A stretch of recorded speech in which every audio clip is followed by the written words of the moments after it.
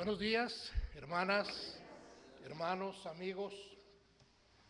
Para mí es un privilegio estar con ustedes esta mañana. Me gozo cada vez que el Señor me concede compartir la palabra, bien en nuestra iglesia o bien en otras congregaciones. Para quienes no me conocen, yo me congrego en la iglesia cristiana Gracia y Amor en el norte. Somos dos capillas, una en la Alborada y otra en el norte. Yo estoy en el norte. Soy maestro de escuela dominical, soy uno de los diáconos de la iglesia y agradezco a Helber que haya tenido confianza en este siervo para traer su palabra. Cuando le pregunté a Helber, hace un mes más o menos estuvimos hablando, si él tenía en mente algún tema que quisiera que yo tocara, él me dijo que hay un tema que los pastores, por su propia condición de pastores, poco tocan, y es el que tiene que ver con ellos mismos. El pastor por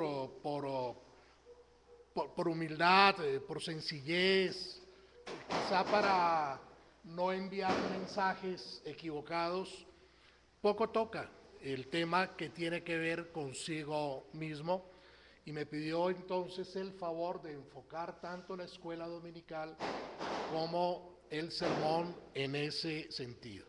Así que como Helber no está, le vamos a dar palo, hermanos. Le vamos a dar palo. Déjenme comenzar con una pregunta. ¿Quiénes constituyen la iglesia?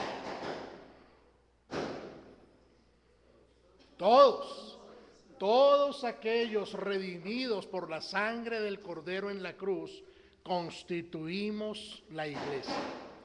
Otra pregunta: ¿desde cuándo Dios tuvo en mente a aquellos que constituiríamos la iglesia?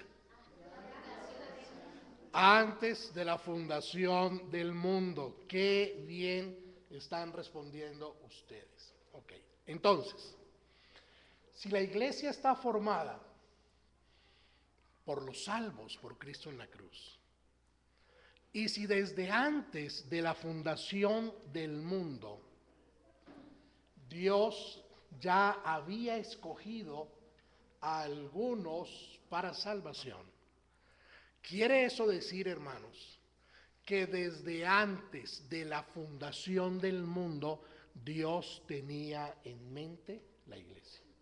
Es una conclusión lógica.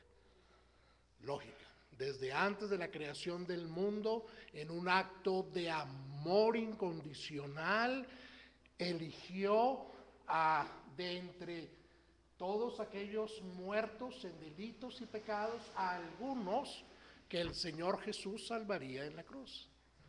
¿Y quiénes son ellos? Sino otros que la iglesia. Así que podemos afirmar que desde antes de la fundación del mundo Dios tenía en mente la iglesia. Ahora, hay lo que nosotros conocemos como la iglesia universal y hay lo que nosotros conocemos como la iglesia local.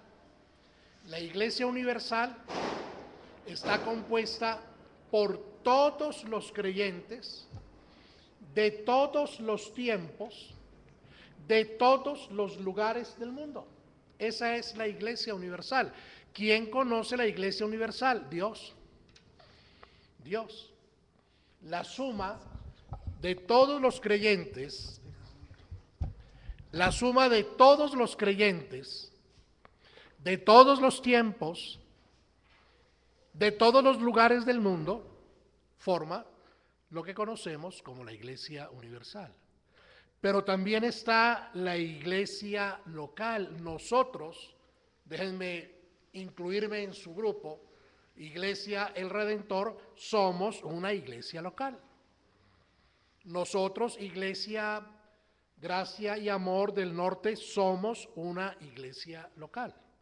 Ahora, es necesario que tanto la iglesia universal como la iglesia local operen, funcionen correctamente. Es la voluntad de Dios que la iglesia local mantenga el rumbo y los mandatos dados por nuestro Señor Jesucristo.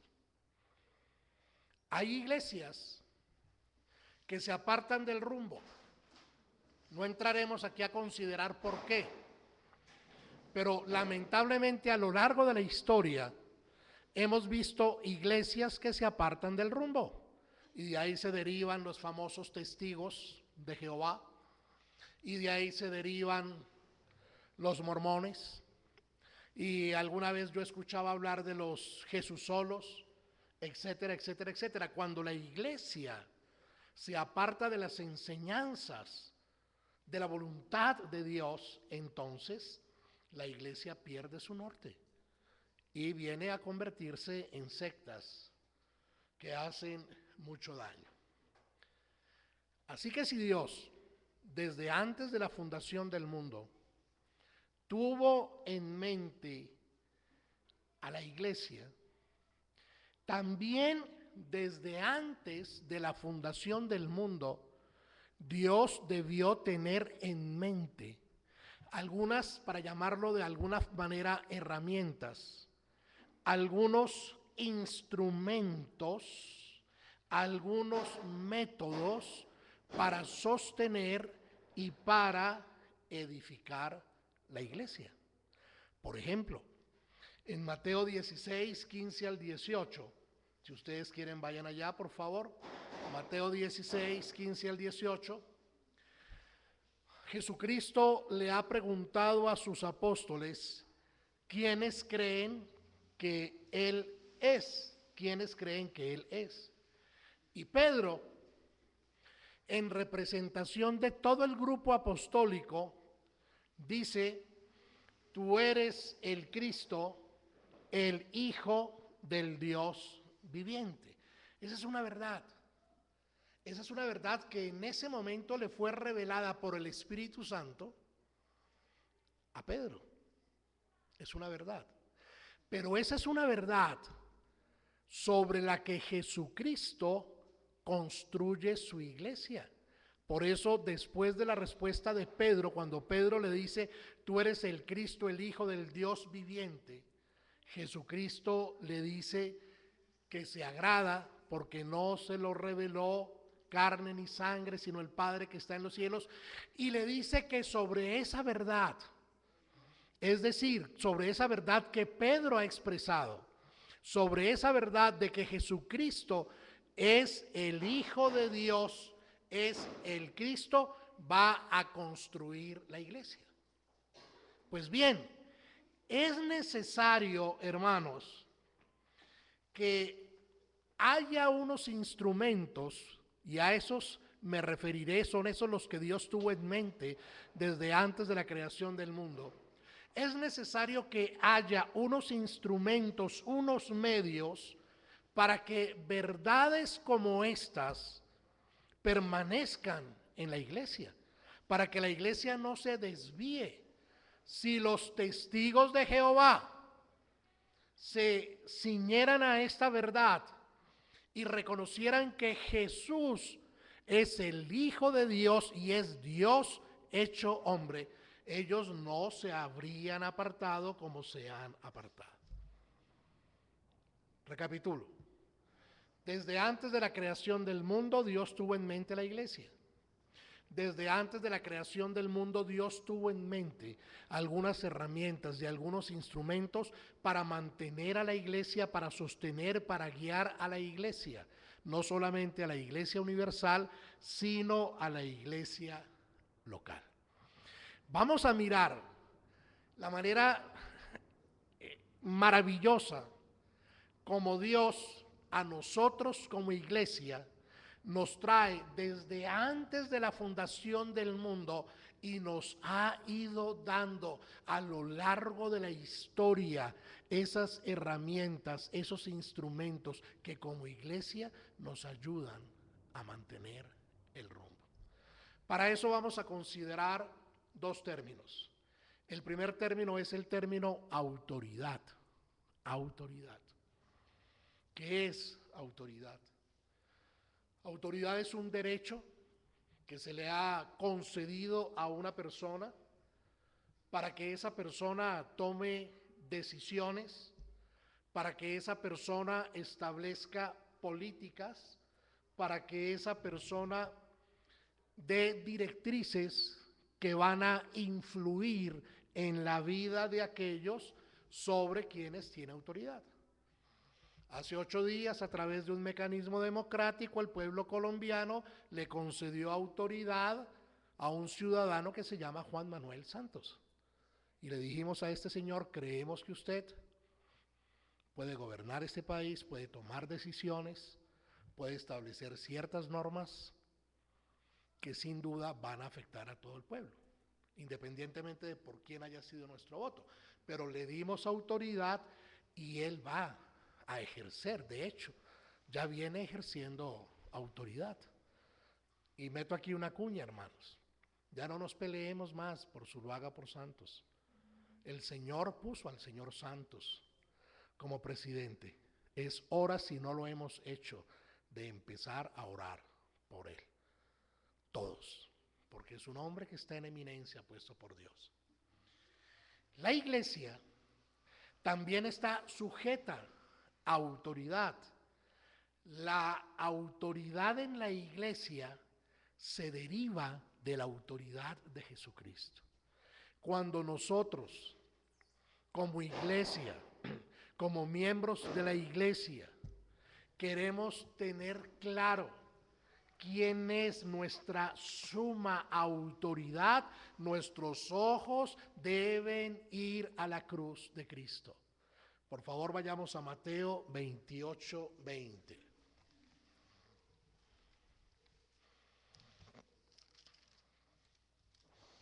Dice el Señor Jesucristo: enseñándoles que guarden todas las cosas que yo os he mandado. Antes ha dicho que es necesario que estos a quienes les está hablando vayan hasta lo último de la tierra, hagan discípulos y los bauticen en el nombre del Padre, del Hijo y del Espíritu Santo. Todo aquel que cree en Cristo y es bautizado en el nombre del Padre, del Hijo y del Espíritu Santo, entra a formar parte de la iglesia porque es un hijo de Dios. Jesucristo está diciendo, y noten cómo se está abrogando él la autoridad.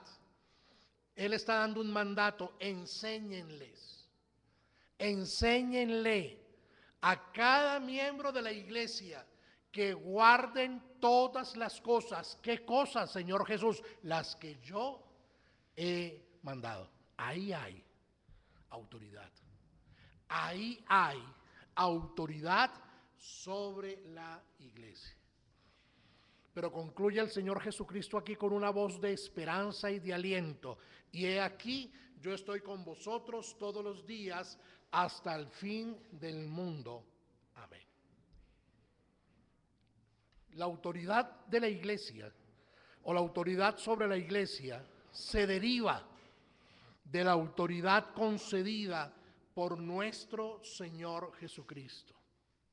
El Señor Jesucristo nombró a otras personas y concedió autoridad a otras personas. Toda persona que tiene autoridad sobre la iglesia, por cuanto la máxima autoridad de nuestro Señor Jesucristo, toda persona debe rendir cuentas a Él. Vayamos a Hechos 20:28.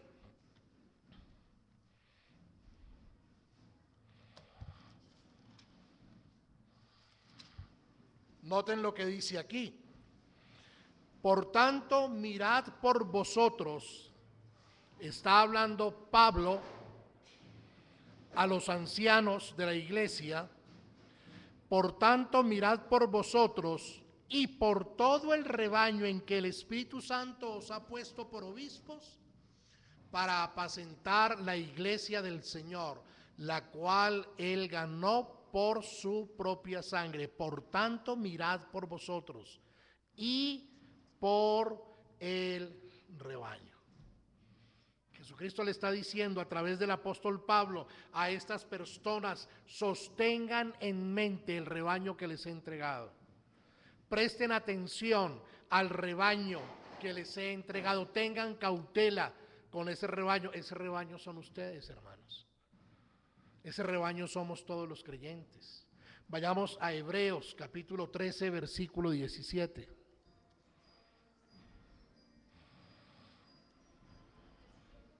Hebreos capítulo 13, versículo 17.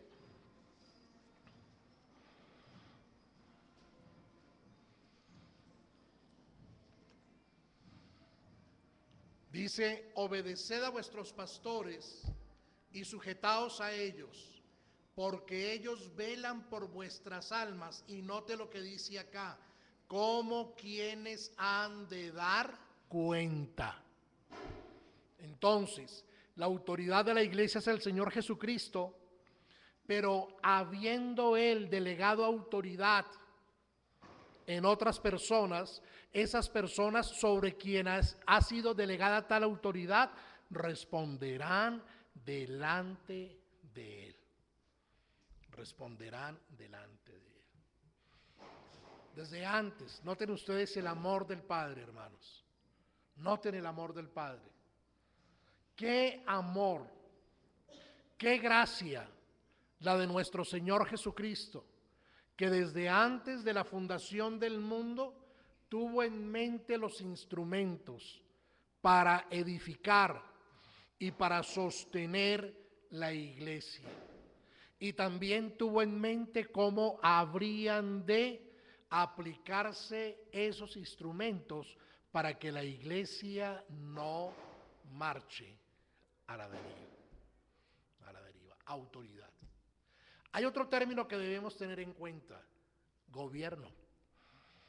Una vez que una persona ha recibido autoridad, esa persona debe establecer una organización que le permita y le ayude a ejercer esa autoridad. Así que existe sobre la iglesia un gobierno. Todas las iglesias locales necesitan de un gobierno. Es un gobierno que trasciende los tiempos, que trasciende las culturas, que trasciende las fronteras. Pero también hay un gobierno que únicamente y en cada caso aplica a la iglesia local. Miren esto: el gobierno eterno y la autoridad plena sobre la iglesia universal está en cabeza de Cristo. El gobierno eterno y la autoridad plena sobre la iglesia local y iglesia universal, y en consecuencia sobre la iglesia local, está en cabeza de Jesucristo. Vayamos a Efesios capítulo 1.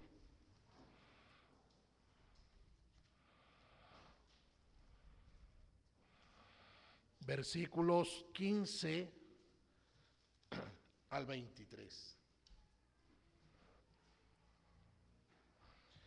Por esta causa también yo, habiendo oído de vuestra fe en el Señor Jesús y de vuestro amor para con todos los santos, no ceso de dar gracias por vosotros, haciendo memoria de vosotros en mis oraciones, para que el Dios de nuestro Señor Jesucristo, el Padre de gloria, os dé espíritu de sabiduría y de revelación en el conocimiento de Él, alumbrando los ojos de vuestro entendimiento, para que sepáis cuál es la esperanza a que Él os ha llamado y cuáles las riquezas de la gloria de su herencia de los santos, y cuál la supereminente grandeza de su poder para con nosotros los que creemos, según la operación del poder de su fuerza, la cual operó en Cristo, resucitándole de los muertos y sentándole a su diestra en los lugares celestiales,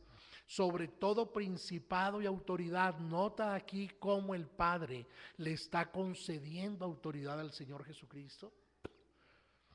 19. ¿Y cuál la supereminente grandeza de su poder para con nosotros los que creemos, la iglesia?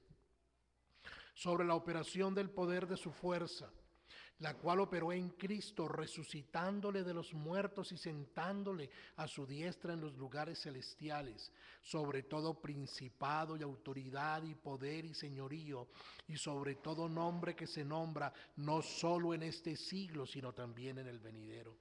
Y sometió todas las cosas bajo sus pies y lo dio por cabeza sobre todas las cosas a la iglesia, la cual es su cuerpo, la plenitud de aquel que todo lo llena en todo. El gobierno y autoridad plena, hermanos, sobre la iglesia universal y en consecuencia sobre la iglesia local está en cabeza de nuestro Señor Jesucristo. Jesucristo es quien fundamenta la iglesia, lo vimos hace un momento en Mateo 16, 18. Sobre esta roca, dijo él, edificaré mi iglesia. ¿Y cuál es la roca? La expresión de Pedro cuando él confiesa: tú eres el Cristo, el Hijo del Dios viviente. Pero es el Señor Jesucristo quien también guía la iglesia. ¿Recuerdan ustedes las palabras de él allá en Juan 10, cuando él dice: mis ovejas conocen mi voz y me siguen? Él guía a la iglesia. Jesucristo es quien protege a la iglesia. Vayamos a Juan 10, 28. Este es uno de los pensamientos de mayor esperanza que podemos encontrar en las Escrituras. Miren lo que dice Jesucristo acerca de la iglesia, Juan 10, versículos 28 y 29.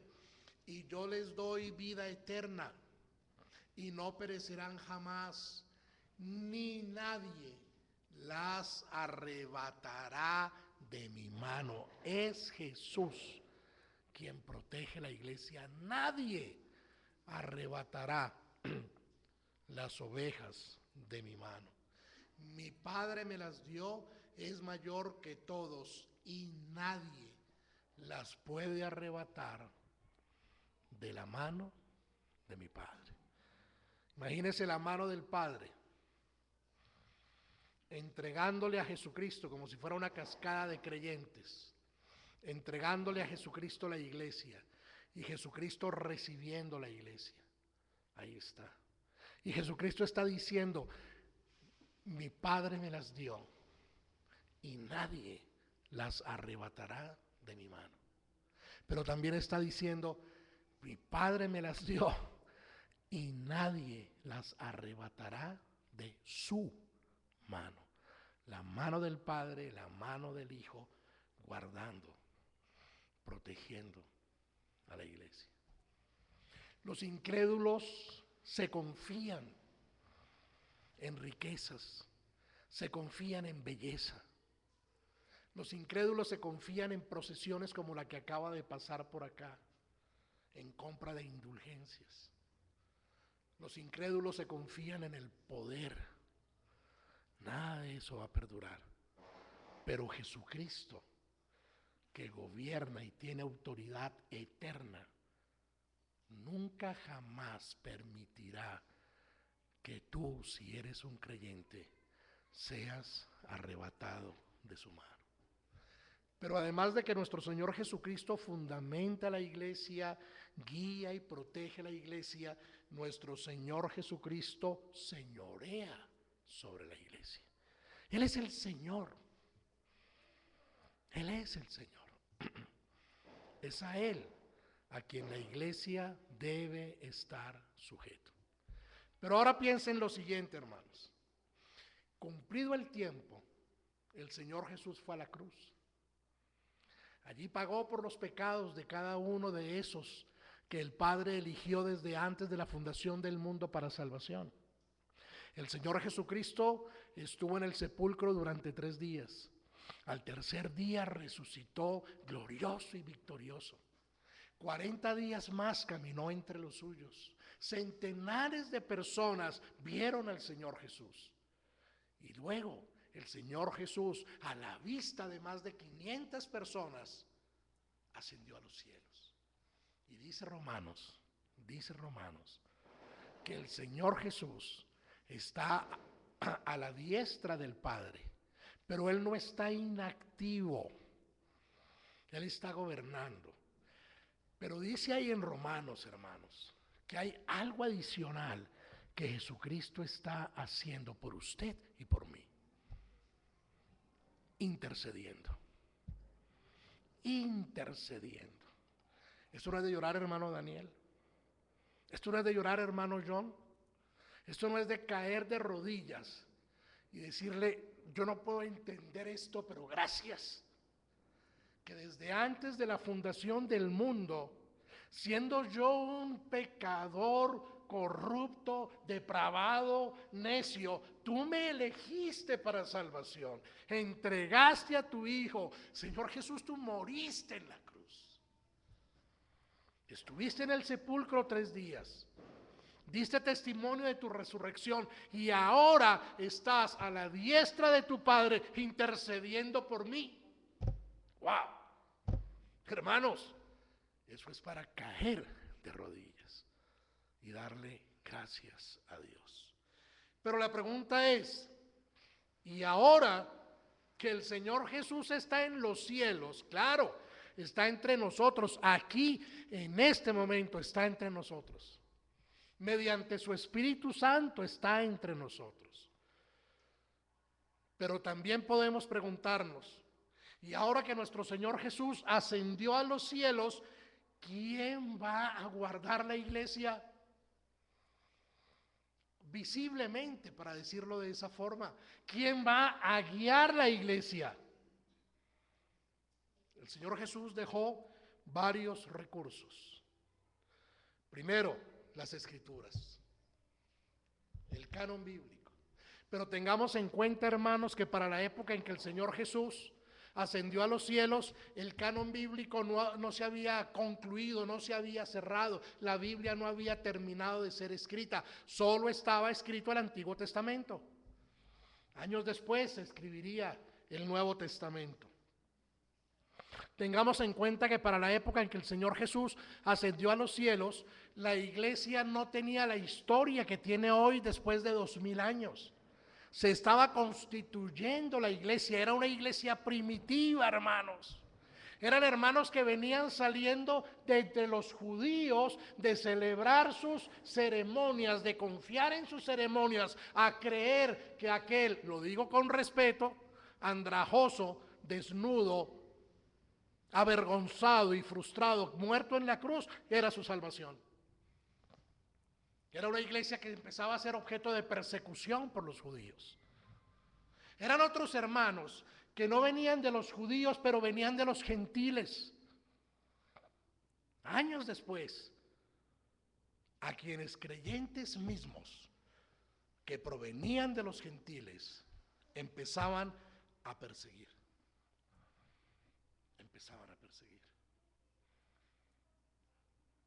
Pero Dios, repito, desde antes de la fundación del mundo, ya había considerado eso.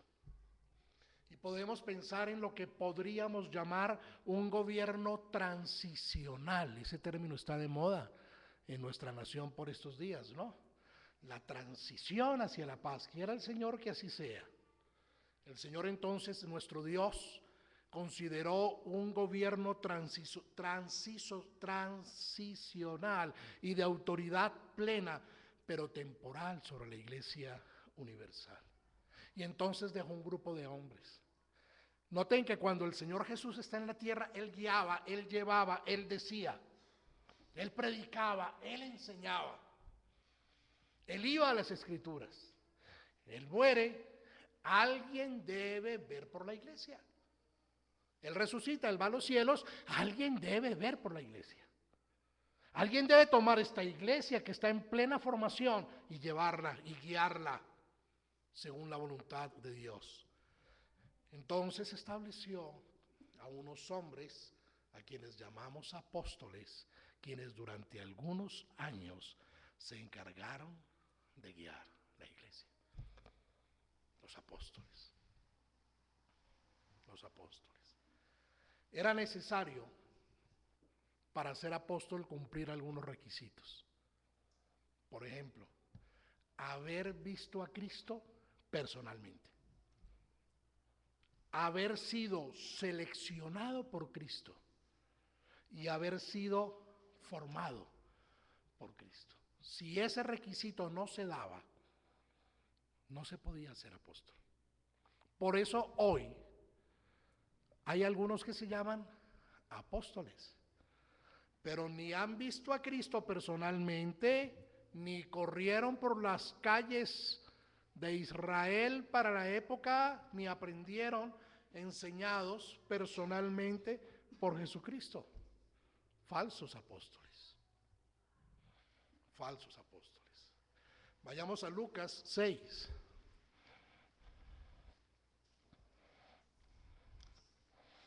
Versículos 13 al 16.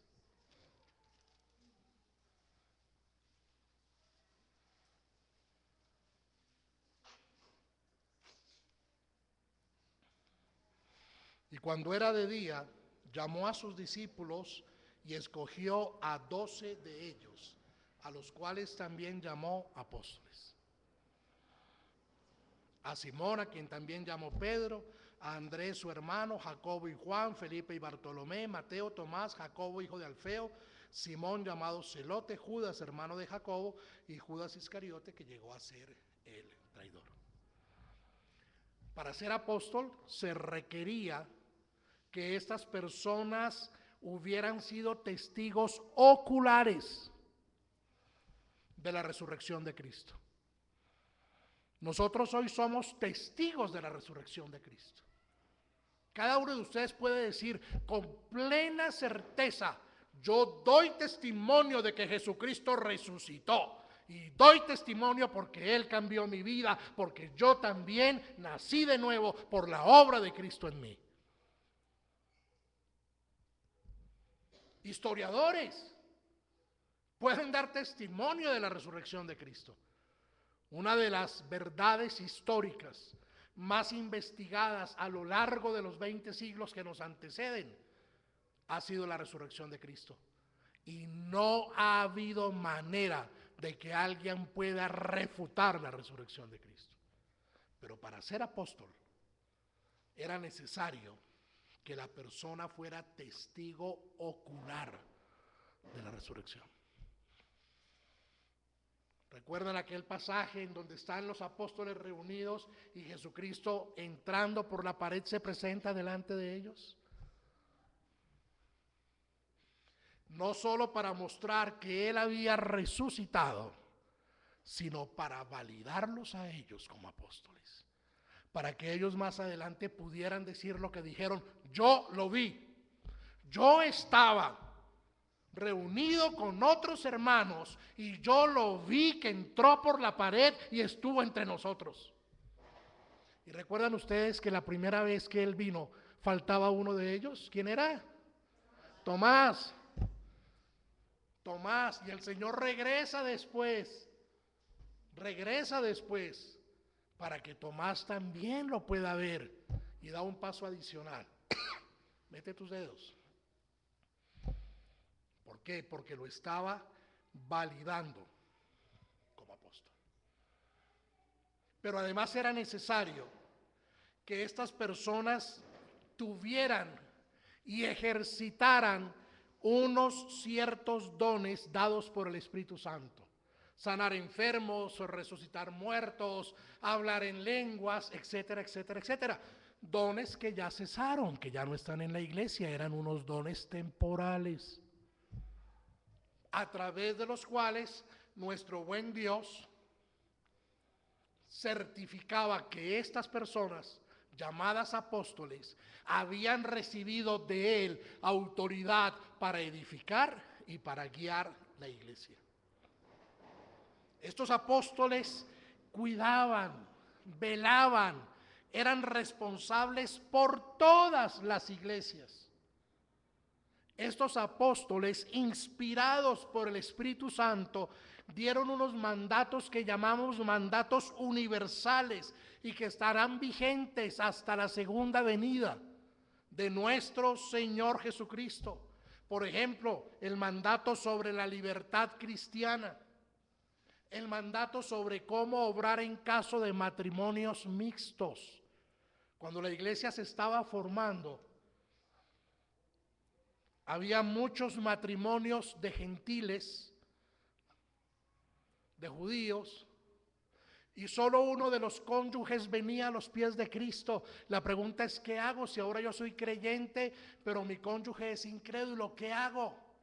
¿Lo abandono? Entonces viene el mandato apostólico: no, Señor, no lo abandone. En tanto que Él consienta en vivir con usted, usted viva con Él, porque usted puede serle de testimonio. Mandatos universales. Son los apóstoles quienes definieron o consolidaron más bien el rol de la mujer en la iglesia. Son los apóstoles quienes hablaron sobre los dones espirituales, quienes dieron mandamientos sobre la adoración cooperativa. ¿A dónde nos lleva esto, hermanos? Estos apóstoles fueron trabajando y fueron muriendo. Murió uno, murió el otro, murió el otro. Murió Mateo, murió Pedro, murió Jacobo. Hay otro apóstol, Pablo, murió Pablo. Y parece ser que el último que murió fue Juan, el apóstol Juan, quien escribió Apocalipsis, quien pastoreó la iglesia, las iglesias en Éfeso. Murió. Nuevamente la iglesia se quedaba sin quien le guiara. Nuevamente.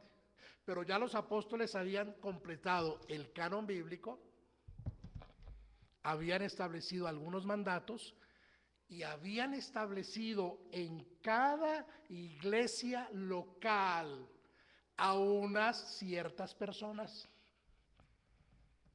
siendo que solo estas 12 apóstoles, más adelante tenemos a Pablo y a otro, pero no es el tema de hoy, siendo que solo ellos vieron personalmente a Jesucristo, siendo que solo ellos fueron testigos oculares de la resurrección de Cristo, siendo que solo ellos practicaron ciertos dones espirituales, siendo que nadie más en la historia ha sido testigo de la resurrección de Cristo, ni tiene esos dones, ni fue elegido por Cristo, ni caminó por Cristo, no hay sucesión apostólica, no hay. Por eso miente con gran mentira la Iglesia Católica cuando dice que el Papa es el sucesor de Pedro, sucesor apostólico, falso de toda falsedad. Ya no habría más apóstoles, ya no habría más apóstoles. Cuando murió el último apóstol, cesó la era apostólica, cesó la revelación de las Escrituras. Ya lo que había que decir Dios lo había dicho por pluma de los apóstoles inspirados por el Espíritu Santo. Preguntamos entonces, ¿quién guiaría a la iglesia? ¿Quién iba a tomar ese rol de enseñar a la iglesia, de pastorear el rebaño, de formar a otros hombres para que continúen con la labor? Mire la importancia de su pastor. Ahí es. Ahí es. Cuando respondemos a esa pregunta, ahí es. Cuando en esta iglesia en particular entra en escena el hermano Helber Conde.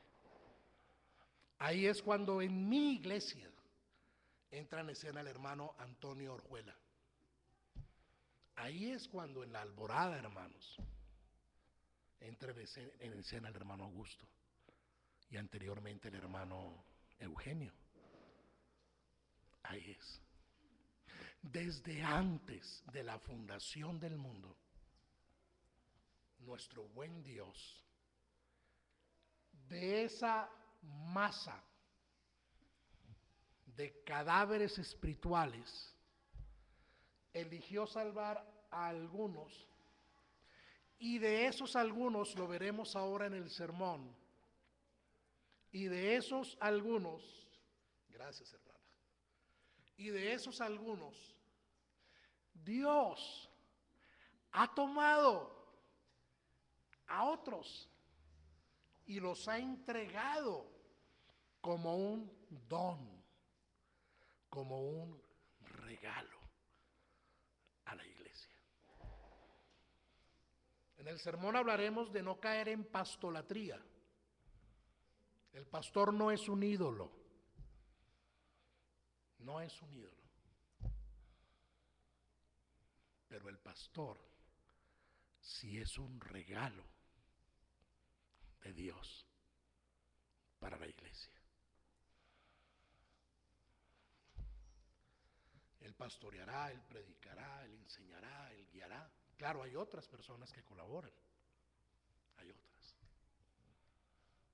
Lo que quería dejar claro en esta primera hora es como desde antes de la fundación del mundo Dios había planeado, porque Dios es perfecto, había planeado quién estaría sobre esta iglesia como un don para pastorearla y mantenerla en el rumbo que Él quiere. Vamos a orar. Padre de los cielos, te alabamos, nuestro buen Dios. A ti, Señor, sea toda la gloria y toda la honra. Gracias, Padre, porque tú eres perfecto, porque en tu decreto eterno tuviste en cuenta nuestra iglesia, porque en tu decreto eterno pusiste sobre nuestra iglesia hombres dados por ti como don para nosotros, para guiarnos, para enseñarnos, para pastorearnos, para amonestarnos. Por eso te agradecemos, Dios, y te alabamos. Y te rogamos que estés bendiciendo grandemente a todos nuestros pastores, a todos aquellos que tú has traído al ministerio. Gracias por ellos, Dios, en Cristo Jesús.